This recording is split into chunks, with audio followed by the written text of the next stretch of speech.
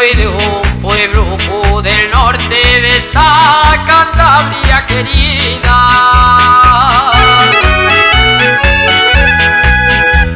Y al amanecer los gallos cantan y alegran la vida.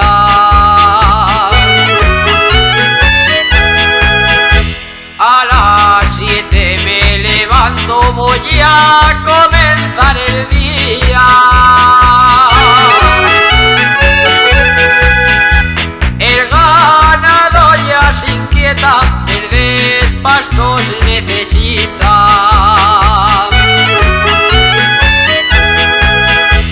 Mi vida es así, no quiero cambiar.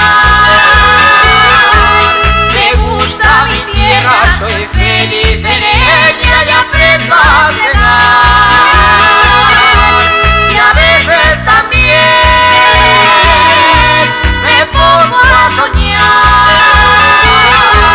que en la primavera brotará la hierba que meto al pajar.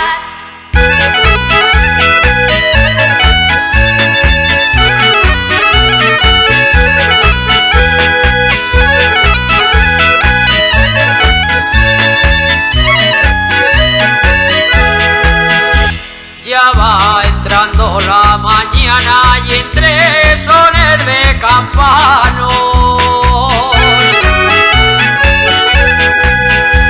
llevo las vacas al monte por el perro acompañado. A lo lejos veo la iglesia, se oye campanas sonando.